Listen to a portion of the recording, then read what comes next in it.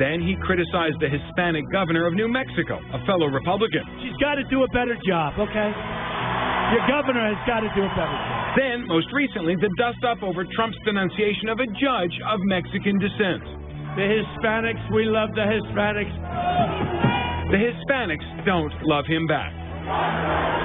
The Mexican flags at anti-Trump protests tell part of the story. Polls paint the big picture. Hispanics make up an estimated 12% of eligible voters. A Gallup survey conducted even before the most recent controversies found that 77% of Hispanics viewed Trump unfavorably. And with more Hispanics registering to vote this year than ever before, they could be a major factor in swing states. That not only affects Trump's chances of winning the White House, but also other Republicans on the ballot in November, Republicans like John McCain. There is a Hispanic vote which I have to continue my good relationship with. I'll fight to shake up Washington and take... McCain was the Republican presidential candidate in 2008, but polls show he is fighting for his political life now. Nearly a quarter of eligible voters in his home state of Arizona are Hispanics. After 5 terms in the U.S. Senate, McCain has his own record and Donald Trump's to sell to voters.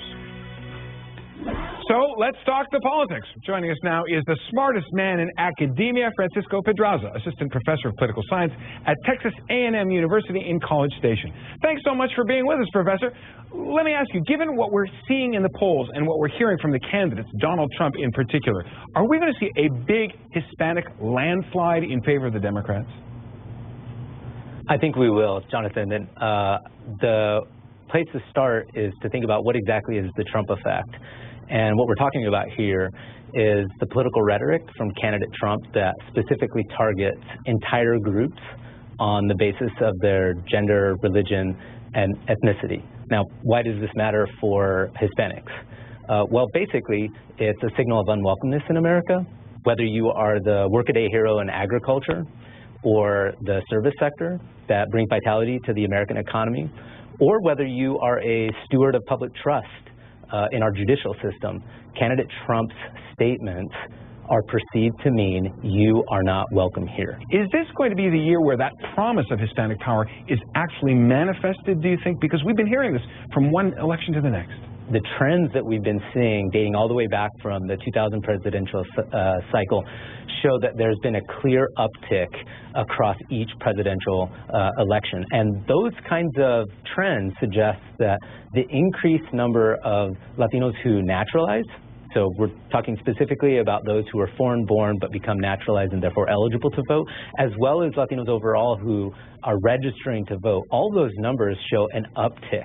So over time, the money has to be sort of on the bet that says that that pattern's going to continue. When you add in that extra ingredient of rhetoric that evokes fear and anxiety and motivates people not to sit at home, but to the contrary, turn out and vote, that's where we're seeing that there's room to be confident that the pattern will continue to be sustained. And in 2016, you're going to see records broken on the turnout levels among Hispanics.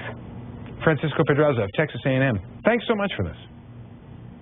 You're welcome. Thanks, Jonathan.